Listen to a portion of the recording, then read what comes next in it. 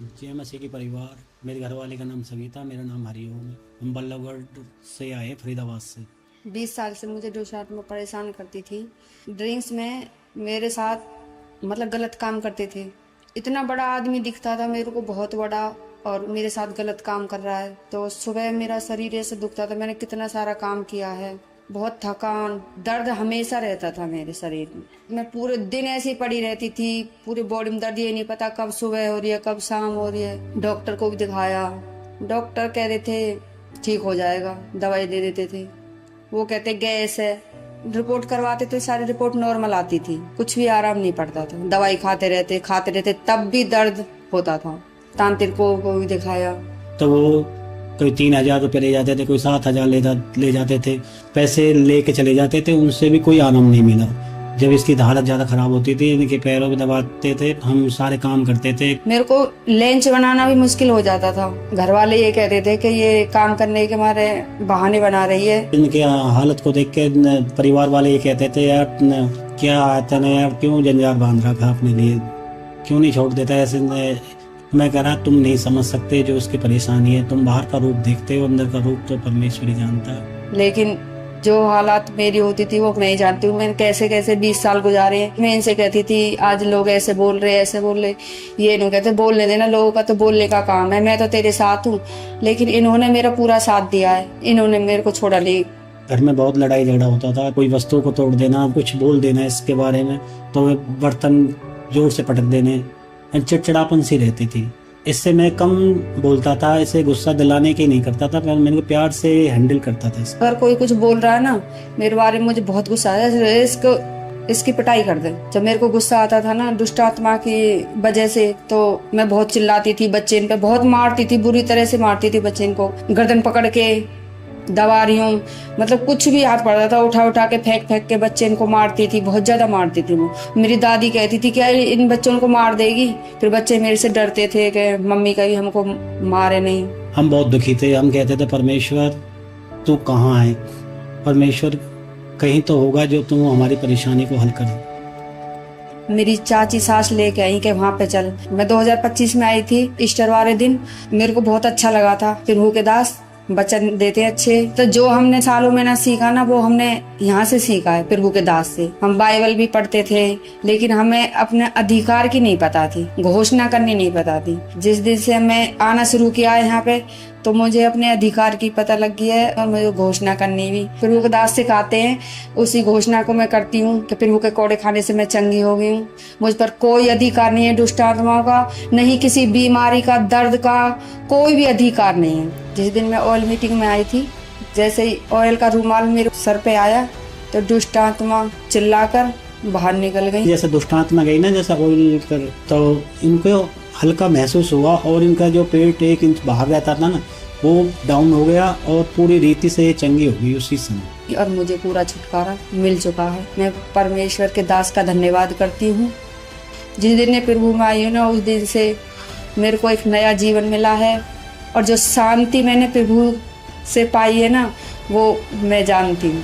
जो पहले जीवन जिया था और जो अब जीवन में, जमी आसमान का फर्क। 1.5 महीना में बहुत बदलाव आया। बहुत प्रेम से बात करती हैं, बच्चों से प्रेम से बात करती हैं, पड़ोसियों से प्रेम से बात करती हैं, और परमेश्वर के वचनों का सिखाती हैं, और सबको वर्णन कराती हैं कि परमेश्वर हमारा सब कुछ कर सकता है, आप विश्वास कीजिए। घर का माहौल जो आप हर्ष और आनंद देता है सब। अब हम शांति से रहते हैं, प्रेम से, एकजुट। हम धन्यवाद करते हैं परमेश्वर का, जो हमारे टूटे हुए रिश्ते उनको जोड़ा है। परमेश्वर ने हमको आज़ाद किया है।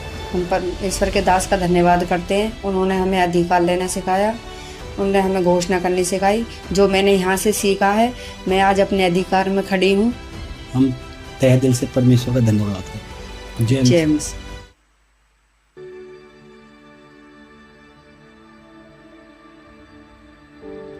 जय मसीह की परिवार, मेरा नाम अबिगल है, ये मेरे सिस्टर है रानीमा परिचा, और हम ओडिशा से आए हैं हमारी मम्मी की गवाही देने के लिए। मेरा मम्मी का नाम है ममता परिचा।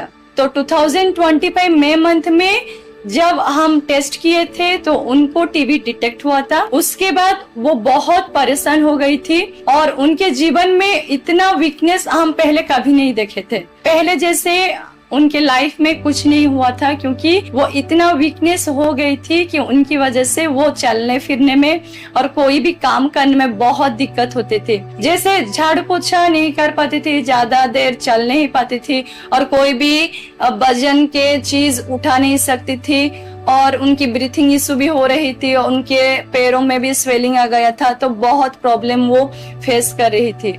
उनका बहुत तकलीफ होता था कि वो हमें नहीं बता पाती थी क्योंकि हम परेशान हो जाएंगे करके। वो हमें से जाके रूम पे प्रे करके रोती रहती थी कि उनका तबीयत ऐसा कैसे हो गई। खाना खाने में भी उनको तकलीफ होता था। उनको सब खाना पसंद है पर नहीं खा पाते थे। खाना बनाने भी उनका बंद हो गया था स्वेलन के वजह से। चलने में बहुत दिक्कत, वीकनेस था। जब हम हॉस्पिटल गए थे तो मेरे मम्मी को बोला गया था कि 6 महीने आपको कंटिन्यू दवाई लेने के लिए, और जब इस 6 महीने में नहीं होगा तो फिर से नेक्स्ट 6 महीने में भी मेडिसिन खाने के लिए बोले थे। मैं यूट्यूब के माध्यम से 2024 मार्च के महीने से अपोस्टल अंकित जी का sermon देखना शुरू किया और जब सुनी तो मेरा हार्ट को टच किया। हम क्रिश्चियन थे बाय बर्थ, लेकिन हम एक रिलीजियस क्रिश्चियन थे। हमें डिक्लेरेशन के बारे में पता नहीं था, हमें यीशु में जो ऑथोरिटी है उसके बारे में पता नहीं था। और मैं धीरे धीरे वचन में बढ़ी और डिक्लेरेशन सीखी और कैसे हम हीलिंग को रिसीव करते हैं, चंगाई कैसे बच्चों की रोटी है और हम कैसे उनके बेटे और बेटियां है, हमें कैसे ऑथोरिटी है यीशु में। तो ये सब मेरे माइंड को कम्प्लीटली चेंज किया। धीरे धीरे मैं अपने जीवन में उनकी आशीष को पाने लगी और उसके बाद थायराइड से चंगी हुई 2025 में। तो उसके बीच में जब मम्मी का कॉल आया था कि उनको भी ये टीबी डिटेक्ट हुआ है बोल के, तो मम्मी को बोली कि हमें ऑथोरिटी दिया है, हम यीशु के कोड़े खाने से चंगे होंगे नहीं, हो चुके हैं। और मैं उनको वचन डिक्लेरेशन के लिए बोली कि यीशु के कोड़े खाने से मैं चंगी हो चुकी हूँ। एक दिन वो बहुत सीरियस हो गई थी और हम उसको हॉस्पिटलाइज करना पड़ा, तो हम उसको श्रीकाकुलम आंध्र प्रदेश को लेकर गए थे और वो 5 दिन कंटिन्यू आईसीयू में थी। हम मेरे बड़े सिस्टर उनके पास थी, तो मैंने बोली थी कि आज संडे है, कि आज हमारा दिन, आज जैसे भी मम्मी आईसीयू से बाहर निकलेगी तो मम्मी के लिए मैं बिलीव करके वो एक्सपेक्ट करके वो संडे बैठी थी। तो उस दिन संडे में अपोस्टल जी ग्रेट फेथ के बारे में बता रहे थे और एग्जाम्पल दिए थे कि सूबेदार के बारे में, कि कैसे सूबेदार ने अपने नौकर के लिए चंगाई रिसीव किए।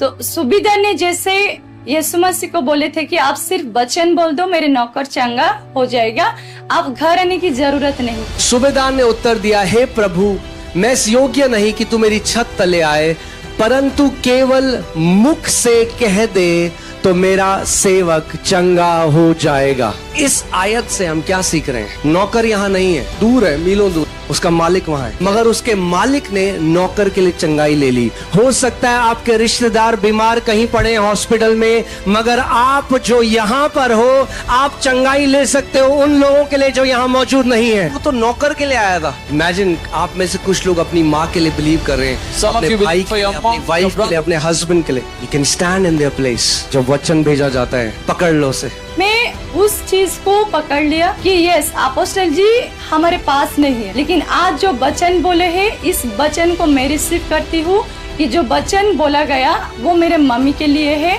और वो ग्रेट फेथ में मैं रिसीव करूंगी कि मेरे मम्मी आज आईसीयू से बाहर निकल कर आ जाएगी।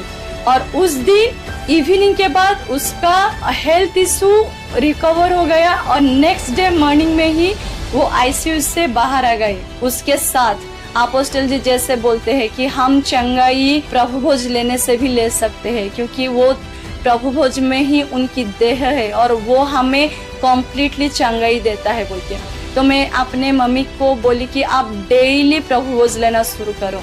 तो वो फेथ में खड़े हो गई और डेली प्रभु भोज लेना भी शुरू किया, वचन बोलना भी शुरू किया। वो अपने हीलिंग को रिसीव करना शुरू किया। मम्मी जब डिक्लेरेशन करना शुरू किया और जो वो फेथ में खड़े होके कम्युनियन लेना शुरू किया, उनके जीवन में एक बदलाव आया। और वो फेथ में खड़े होके जब हम डेली टेस्ट के लिए जाते थे तो डॉक्टर ने जो आफ्टर 6 मंथ आने के लिए बोले थे मेडिसिन दे के, हम जब गए थे मेरे सिस्टर और मेरे मम्मी, तो वो लोग देख के भी शौक हो गए कि ये क्या हुआ, वो तो हील हो गए हैं।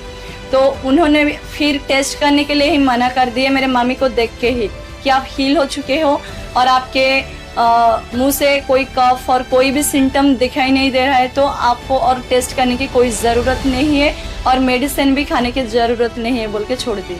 तो वो उनकी जो वेट लॉस हुआ था वो रिगेन हो गया है। मैं परमेश्वर का धन्यवाद देती हूँ कि मेरे मम्मी को परमेश्वर ने चंगाई दी, कि उनके टीबी से उनको कम्प्लीटली हीलिंग दिया है। वो अभी बहुत हेल्दी है, इसके लिए मैं परमेश्वर का धन्यवाद देती हूँ। मैं परमेश्वर के धन्यवाद देती हूँ कि उन्होंने हमारे घर में अपनी जो चंगाई की बारिश रखी है और हम सब, मेरे मम्मी और मैं, हील हुए हैं। उसके साथ मैं धन्यवाद देती हूँ अपोस्टल जी के लिए भी कि उनकी टीचिंग के माध्यम से मैं और मेरे परिवार सब हील हुए हैं और हम सारे नेगेटिव थॉट से, सारे डिप्रेशन से, सारे हेल्थ इशू से चंगे हो चुके हैं।